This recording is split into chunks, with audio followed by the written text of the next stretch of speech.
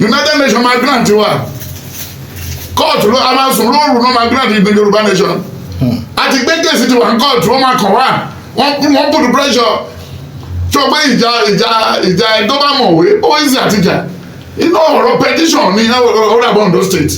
The Yoruba never sent Onitiri anywhere. He hijacked those things from Igboho and Baba Akintoye. Baba Akintoye is the authentic leader of Yoruba that we know. Onitiri pẹ̀lú àwọn tó pa Abiola tó ń la Abiola yẹn àyà tó nílé ni Abiola máa rán káàkiri sáà ọmọ èèyàn. He was a girlfriend to Abiola. Ọbásanjọ́ Abiola ò kó ṣúlọ́gà lọ́fẹ́ Onitiri o.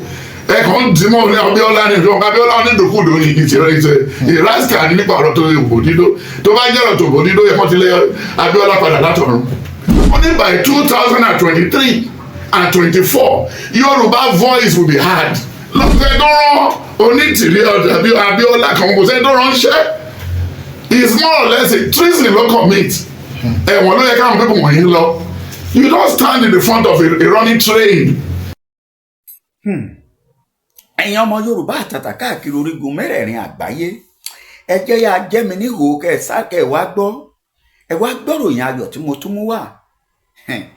Àṣé àtòyìn ní dòní kò tó àtànámọ́nà. Ìgbà tá à ń ti ń retí Yorùbá nation àṣé ò jìnà mọ́ àṣírí rèé lórí ètò. Ẹni ó sọ̀rọ̀ ẹni tó sọ wọ́n lẹ́ni ó mọ̀nà ní àtẹ̀lé. Bẹ́ẹ̀ ni ọ̀rọ̀ tá kú wárápá bá sì sọ ará ọ̀run lọ sọ ẹni ó sọ̀rọ̀ ń bẹ lórí ètò pẹ̀lú wa lónìí tẹ̀sí máa gbọ́ wọn pẹ̀lú fídíò evidence wọn. Kí ni wọ́n sọ látẹ̀yìnwá kí ló ń ṣẹlẹ̀ lásìkò tá a wà yìí nípa ọ̀rọ̀ Yorùbá nation àti nípa orílẹ̀-èdè Nàìjíríà pàápàá káàkiri orígun mẹ́rẹ̀ẹ̀rin àgbáyé. Ẹ ní pẹ́ mọ̀ wọ́n ẹ sì ní pẹ́ rí wọn lórí ètò. Àmọ́ kinní kan ni mo fẹ́ kẹ́ ẹ bá mi ṣe.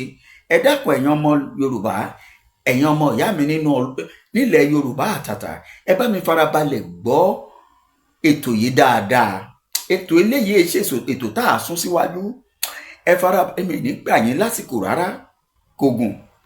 Ẹ farabalẹ̀ gbọ́ ẹ gbọ́ fídíò tí mo fẹ́ gbé wá fún yín. Ẹ gbọ́ ọ̀rọ̀ tí bàbá yìí sọ láti bẹ̀rẹ̀ títí dópin. Kẹ́ ẹ máa wá bá mi kọ́mẹ̀ǹtì kẹ́ ẹ bá mi láìkì kẹ́ ẹ subscribe kẹ́ ẹ wá wo bó ṣe máa rí. Ẹ gbọ́ mi dáadáa nípa ọ̀rọ̀ Yorùbá nation ni òun ẹ̀yin nìkan kọ́. Ẹ gbọ́ ta ni wọ́n ti fẹ́ yàn gẹ́gẹ́ bí Ààrẹ Ọ̀nà Kakanfò. Láìkó ẹ̀gìrì bó ṣe ṣẹ̀yìn níhà ló ṣe mí náà hó. Láìkó ẹ̀gìrì ẹnìkan kì í fáwọ́ ẹ̀ sígbẹ́dọ̀. Ààrẹ Ọ̀nà Kakanfò lẹ̀ Yorùbá sì ń bẹ láyé ń bẹ láàyè. Bẹ́ẹ̀ ni àmọ́ ibẹ̀ kọ́ mò ń lọ. Ẹ bá mi gbọ́ ètò yìí lónìí. Nígbà wo gangan òun ni United Nations yóò fún wa níwèé ẹ̀rí gẹ́gẹ́ bí òmìnira bàbá yìí máa sọ fún wa. Àní kẹ́ ẹ wá gbọ́ ẹ bá mi ṣí ẹjọ́ wọ̀ gbòòrò ayé lọ ẹjọ́ torí pé bàbá yìí ó sọ ta wá lọ lórí ilẹ̀ Yorùbá gangan aláṣíwájú wa gan. Ṣé bàbá mi Bánjí Akíntóyè ní àbẹ́lòmí? Kí ló máa ṣẹlẹ̀ sí Onítìrí? Bàbá yìí ó sọ ta lẹni tó rán Onítìrí níṣẹ́? Gbogbo ẹ̀ la máa gbọ́ lórí ètò lónìí. Kí ló máa wá ṣẹlẹ̀ láàrin ọdún tá a wà yìí láàrin àwa Yorùbá nation àti bàbá wa Bọ́lá Ahmed Tinubu ààrẹ orílẹ̀-èdè Nàìjíríà? Gbogbo ẹ̀ lẹ́gbọ́ lórí ètò lónìí. Mo kó wá ní bí bàbá ìṣọ́á tí mo sì fẹ́ kí gbogbo ẹ̀yin ọmọ Yorùbá kájọ gbọ́ ká lè bá a fi ṣàríkọ́gbọ́n. Bẹ́ẹ̀ ni mo ṣe sọ wípé ká máa jó ká máa yọ ìròyìn ayọ̀ léléyìí. Àwọn kan sọ pé 20 ọdún ni, àwọn kan ní títí ọdún 10, àwọn kan ní 5 bàbá ní kán padà ń bẹ̀. Àṣírí Yorùbá nation rèé. Ìgbà tí Yorùbá nation máa wáyé òun rèé lọ́wọ́ ọ̀sìn àwọn rèé àwọn ò fi jẹun pẹ̀lú ẹ̀rí àrídájú. Pẹ̀lú kí ni mo sọ? Ẹ̀rí àrídájú. Mo rọra ń sọ̀rọ̀ torí ẹ̀yin olólùfẹ́ wa tẹ́lẹ̀ àti máa ń sáré sọ̀rọ̀ jù tẹ́lẹ̀ pé Yorùbá Nation ti dé báyìí mo ti sọ nínú àwọn ètò mi ṣé ẹ bá ti gbọ́ ajagungbadé àkọ́kọ́ nílẹ̀ Yorùbá Gbádéwọ̀lú the first olóyè Adéyẹmọ Ìgbòho Òòṣà bàbá Túàlè bá mi Professor Bánjí Akíntóyè àṣẹ ọ̀tọ̀ ní kéèyàn kàwé ọ̀tọ̀ ní ká lọ́pọlọ bàbá sàdánkátà yín rèé ẹ̀yin olólùfẹ́ wa tẹ́ ń gbọ́ mi lórí ètò lónìí mo ní kẹ́ ẹ bá mi ṣí ẹ̀yọ́ wọ̀ gbòòrò ayé lọ máa tó gbé wá báyìí ẹ farabalẹ̀ ẹ má kánjú ẹ mọ̀ pé ọ̀rọ̀ tí ọba ṣojú tiwa wa ò ní sọ ohun tá a bá rí ẹlẹ́rìí ẹ̀ á ní gbé e jáde fún yín kẹ́ ẹ gbọ́ ni mo ṣe ń sọ fún yín lọ́wọ́lọ́wọ́ báyìí pé Yorùbá Nation ti dé ká máa jó ká máa yọ̀ ká máa dúpẹ́ ooo ká máa jó ká máa yọ̀ ká máa mọ́pẹ́ lọ́wọ́ ká máa jó ká máa yọ̀ ká máa dúpẹ́ ooo torí Yorùbá Nation ti dé ká máa dúpẹ́ Yorùbá Nation ti dé ẹ má jà dààmú jìnnà ẹ jẹ́ n sáré gbé yín débẹ̀ náà tí n bá ti gbé yín débẹ̀ ẹ ní pẹ́ mọ̀ wọ́n ẹni náà ni wòlíì àgbáyé ni tí gbogbo èèyàn mọ̀ bàbá wa Prophet Marcus Tibetan bàbá wòlíì Ọlọ́run alààyè tí sọ bẹ́ẹ̀ tí rí bẹ́ẹ̀ ni bàbá ní ẹ má jẹ́ já yín sí bàbá sọ déètì déètì tí Yorùbá Nation wáyé àtàsìkò tí ó jẹ́ wọ́n ní òru gànjọ́ Yorùbá Nation máa dé ní òru gànjọ́ ìgbà wo gan wa ni ọ̀yá ẹ bá ń fohùn sí fídíò yìí fún gbogbo àwọn olólùfẹ́ wa kí wọ́n gbọ́ kí ló máa ṣẹlẹ̀ sí Dúpẹ́ Onítìrí ìyàwó Abíọ́lá kí ló máa ṣẹlẹ̀ nípa ọ̀rọ̀ Ààrẹ Ọ̀nà Kakanfò gbogbo ẹlẹgbọn ló ní ètò yìí ìfẹ́ dá sí ọ̀rọ̀ yìí mọ́ òun ló jẹ́ kí n máa ṣe atótónu yìí ẹ̀yin olólùfẹ́ wa ẹ má bínú tí n bá ti jòyìn ńlẹ̀ lórí fídíò yìí a tún máa pàdé ńgbà míì ní ọ̀yá ẹ bá mi fohùn sí àmọ́ ẹ máa bá mi kọ́mẹ̀ntì ẹ subscribe ẹ like ẹjọ́ wọ̀ gbòòrò ayé lọ bá ń fohùn sí fún wọn káwọn èèyàn wa kí wọ́n gbádùn bàbá lórí ọ̀rọ̀ tí wọ́n sọ ó yá. Question. Ọ̀rọ̀ ẹ̀sà time test nílé àwọn nípa Yorùbá Nation tẹ̀sọ́ lẹ́ẹ̀kan tí àwọn onítìrí tí wọ́n lọ pé àwọn fẹ́ àìjákè gọ́fúmẹ́ǹtì nìbàdàn ọ̀pọ̀lọpọ̀ ló ń retí pé kí ni nǹkan tẹ́ fẹ́ sọ lórí ọ̀rọ̀ yìí pé ṣé nǹkan tán ṣe yẹn ṣé the right way ni fún Yorùbá Nation. When you look at the book of Judges, Samuel 10, 2 Samuel 11 and 12, and when you see what women did there, obìnrin gbogbo nínú Bíbélì skanda tó wà nínú Bíbélì obìnrin ló wà ní ẹ tó bá jẹ gómìnà tó jẹ ti gómìnà nítorí ẹ pé ó láwọn adviser gidi kò gbọ́dọ̀ lọ́dọ̀ ìyàwó ẹ tó dá ìmọ̀ yẹn kan téèyàn fẹ́ sọ táwọn èèyàn míì tán bá ti róbò gbogbo kan tó wà lórí wọn ti dàrú so ti madamu kọ́ kí ni madamu sọ kí ni wàhálà àwọn gómìnà yìí sìn ìdájì wọn ní ọ́fíìsì náà ti bá àwọn sẹ́kítì wọn sùn nǹkan tí madamu fún wọn lé àwọn sẹ́kítì wọn ló ń fún wọn.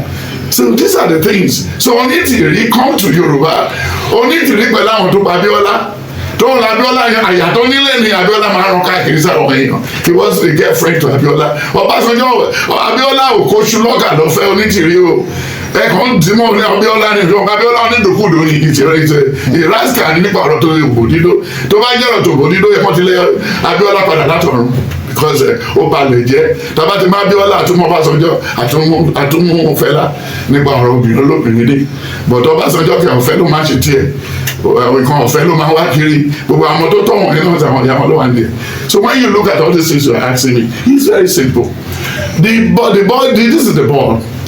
Yorùbá Nation in the book 2021 and 22 only by 2023 and 24 Yorùbá voice will be heard lọ́gbẹ́ jáde náà gbé page yẹn jáde kán wò ó then nígbà tó dẹ̀ máa wáyà Yorùbá di go president ṣé voice wa ti wà heard ṣé kí lọ́nà tó fẹ́ ṣe kí o ti ṣe dẹ́jẹ́ ká tó tẹ̀lé ká máa bá lọ náà ìyẹn ni mo fi sọ fún àwọn Afẹ́nifẹ́re lọ́jọ́ ìpè for damning or even putting blame on Tinubu for now it's too early lẹ́kìn ni wọ́n ṣe é sì wọ́n padà tó sẹ́yìn ọ̀tún Tinubu náà yes as a father wọ́n ti gbọ́rọ̀ you know what I'm saying wọn kò sẹ́ tó rán Onítìrí Abíọ́lá kan kò sẹ́ tó ránṣẹ́ it's more or less a treason ló commit ẹ̀wọ̀n ló yẹ káwọn pípọ̀ wọ̀nyí lọ you don't stand in the front of a running train ẹni tó máa bá ìjọba jà á ṣe díẹ̀ àwọn Boko Haram ń sìn wọ́n ti fẹ́ pa wọ́n tán give this government about 6 months more wọ́n máa sáré jáde àbí wọ́n sá kúrò nílùú yìí they are bringing us some fighter jet ń sìn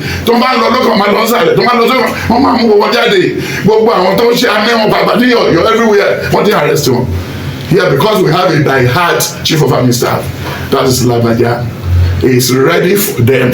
You can't be chief of army staff and be in the glass house. Go into the forest. That's the way he was in the forest with them.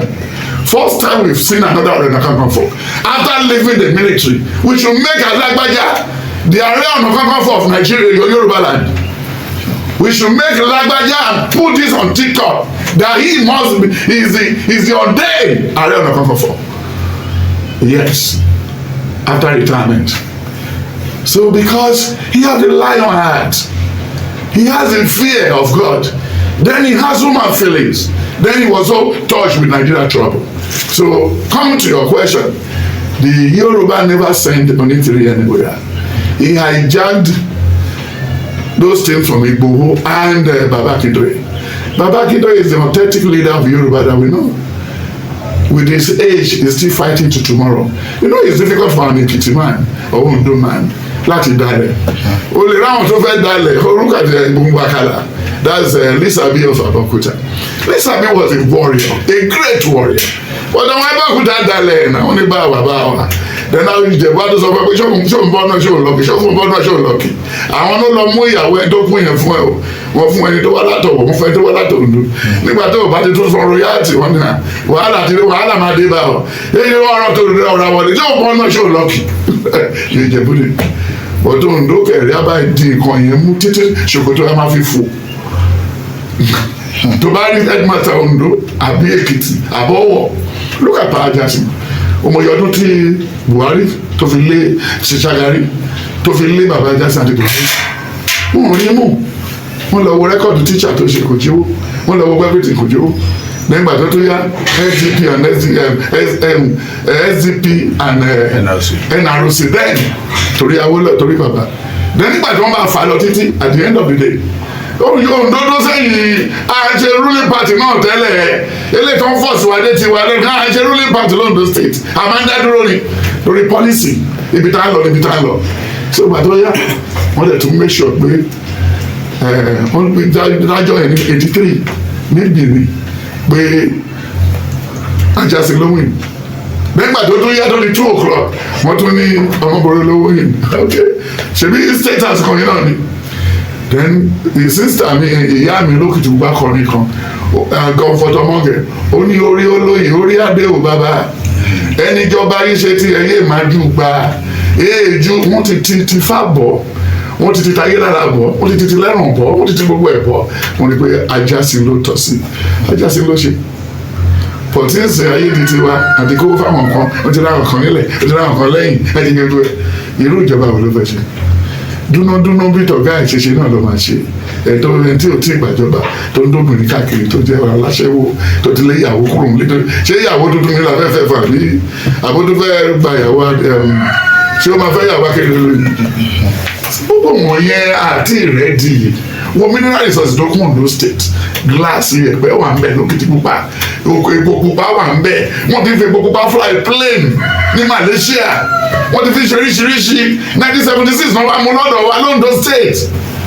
then again look at the bitumen ó ṣì wà ń bẹ̀ dọ́là nígbà tí òtítẹ́ bí táwọn ruling party ti wá wọn fọwọ́ kàn look at our petrol di ohun ló dájú ní gbogbo the whole world then ló bá ti fọ́ tán ni ó ṣì wà ń bẹ̀ then look at the forest ọ̀rọ̀ forest ẹ̀ ló báyé Akérédolú jẹ́ ló fẹ́ dákọ̀ sí gbogbo àwọn Ìgbò wọnú àwọn Ondo state cabinet and everything ibẹ̀ di Igbo republic at the end of the day ṣe àwọn tó nílẹ̀ àwọn aláyélúwà àwọn òrìṣà tó nílẹ̀ wọ́n ní kò rí bẹ́ẹ̀ ó ti dalẹ̀ wọn àwọn náà dalẹ̀ wọn so that is it. Ìyàwó ẹ̀ máa sákòrò lóyún ẹ̀gbẹ̀gbẹ̀ yìí ó máa ságbẹ̀yìn àbí kó kú.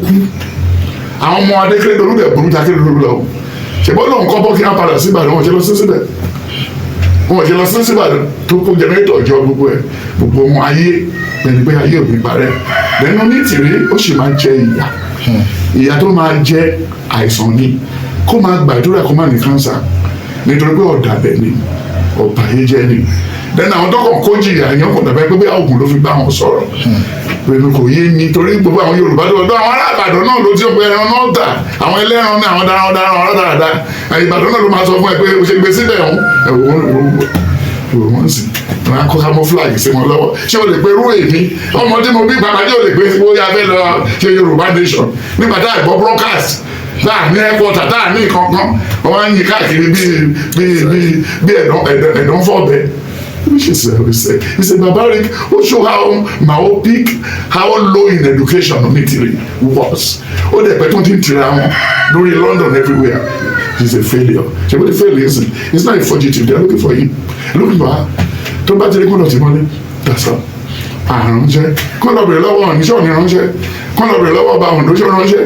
Ṣé ó tiẹ̀ mọ Onítìrí sójú rárá? Ṣé Onítìrí mọ òde òkìtì pupa? Ṣé ó mọ òde ayé? Ṣé ó mọ iye ọmọ náà èdè Yorùbá tó wà lórílẹ̀‐èdè? Ṣé ó mọ àwọn mẹ́rin ló bá ṣe mítì? Àránṣẹ́ o wèrè ló kọlù pé tí ó ní wèrè ló ń wàásù lórí ìta ló dàbí ẹni tó lọ ṣẹ̀fọ́n bá àwọn.